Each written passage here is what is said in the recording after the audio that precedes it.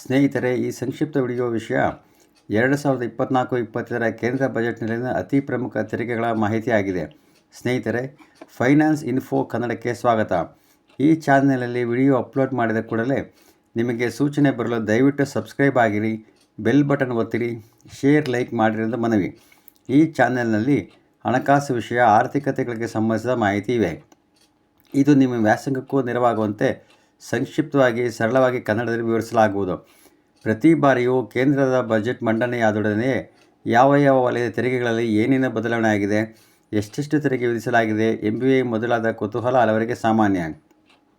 ಆದಾಯ ತೆರಿಗೆಯಿಂದ ಹಿಡಿದು ಚಿನ್ನದ ಮೇಲಿನ ಕಸ್ಟಮ್ಸ್ ಸುಂಕದವರೆಗೆ ಯಾವುದಕ್ಕೆ ಎಷ್ಟು ತೆರಿಗೆ ಎಂಬ ಪ್ರಶ್ನೆ ಎಲ್ಲರನ್ನೂ ಕಾಡುತ್ತದೆ.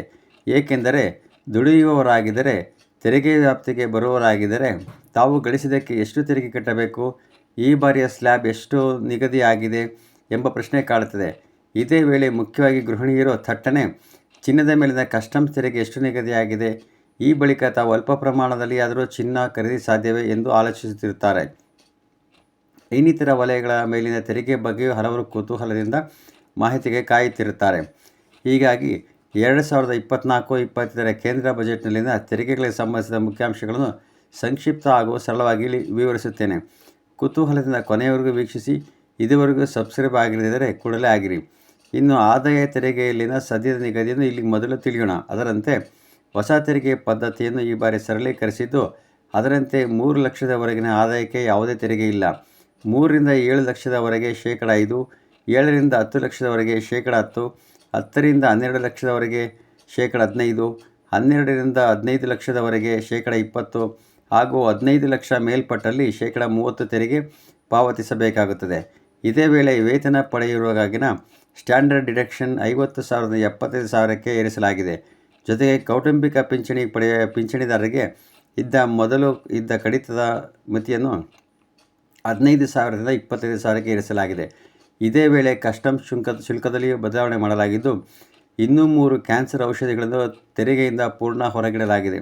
ಇದರಿಂದಾಗಿ ಈ ರೀತಿಯ ಔಷಧಿಗಳು ಇನ್ನಷ್ಟು ಅಗ್ಗವಾಗಿವೆ. ಇದಲ್ಲದೆ ಮೊಬೈಲ್ ಫೋನ್, PCBA ಮತ್ತು ಚಾರ್ಜರ್ಗಳ ಮೇಲಿನ ಮೂಲ ಕಸ್ಟಮ್ಸ್ ಶುಲ್ಕವನ್ನು ಶೇಕಡ 15ಕ್ಕೆ ಇಳಿಸಲಾಗಿದೆ. ಇದರಿಂದ ಮೊಬೈಲ್ ಫೋನ್ ಉದ್ದಿಮೆಗೆ ಹೊಸ ಉತ್ತೇಜನ ದೊರೆತಂತಾಗಿದೆ. ಮುಖ್ಯವಾಗಿ ಚಿನ್ನ ಮತ್ತು ಬೆಳ್ಳಿಯ ಕಸ್ಟಮ್ಸ್ ಶುಲ್ಕವನ್ನು ಶೇಕಡ 6ಕ್ಕೆ, ಪ್ಲಾಟಿನಂ ಮೇಲಿನ ಕಸ್ಟಮ್ಸ್ ಶುಲ್ಕವನ್ನು ಶೇಕಡ 6.4ಕ್ಕೆ ಇಳಿಸಲಾಗಿದೆ. ಇದರಿಂದಾಗಿ ಚಿನ್ನ, ಬೆಳ್ಳಿ ಮತ್ತು ಪ್ಲಾಟಿನಂಗಳು ವಿದೇಶದಲ್ಲಿ ಅಗ್ಗ, ಇಲ್ಲಿ ದುಬಾರಿ ಎಂದು ಬೇಸರಗೊಂಡಿದ್ದವರಿಗೆ ಸ್ವಲ್ಪ ಮಟ್ಟಿನ ನೆಮ್ಮದಿ ದೊರೆತಂತಾಗಿದೆ. ಈ ದುಬಾರಿ ಲೋಹಗಳ ಬೆಲೆಯಲ್ಲಿ ಗಣನೀಯ ಇಳಿಕೆ ಈಚಿನ ದಿನಗಳಲ್ಲಿ ಕಂಡುಬಂದುದನ್ನು ಎಲ್ಲರೂ ಗಮನಿಸಬಹುದಾಗಿದೆ. ಇನ್ನೊಂದು ಮುಖ್ಯ ಬದಲಾವಣೆ ಸಾಗರಾಧಾರಿತ ವಾಣಿಜ್ಯದಲ್ಲಿ ಆಗಿದೆ. ಅದರಂತೆ ಸೀಗಡಿ ಮತ್ತು ಮೀನುಗಳ ಆಹಾರದ ಮೇಲಿನ ಕಸ್ಟಮ್ಸ್ ಶುಲ್ಕವನ್ನು ಶೇಕಡ 5ಕ್ಕೆ ಇಳಿಸಲಾಗಿದೆ. ಇದು ಸಾಗರಾಧಾರಿತ ರಫ್ತಿಗೆ ಉತ್ತಮ ಉತ್ತೇಜನ ನೀಡುವುದನ್ನು ನಿರೀಕ್ಷಿಸಲಾಗಿದೆ. ಬಳಿಕ ಅತಿ ಪ್ರಮುಖ 25 ಖನಿಜಗಳಿಗೆ ಪೂರ್ಣ ಪ್ರಮಾಣದಲ್ಲಿ ಕಸ್ಟಮ್ಸ್ ಶುಲ್ಕ ವಿನಾಯಿತಿ ತರಲಾಗಿದೆ. ಇದರೊಡನೆ ಸೋಲಾರ್ ಸೆಲ್ ಮತ್ತು ಪ್ಯಾನೆಲ್ಗಳ ತಯಾರಿಕೆಗೆ ಅಗತ್ಯವಾದ ಕಚ್ಚಾ ವಸ್ತುಗಳಿಗೂ ಇದೇ ರೀತಿಯ ವಿನಾಯಿತಿ ವ್ಯಾಪ್ತಿಗೆ ತರಲಾಗಿದೆ.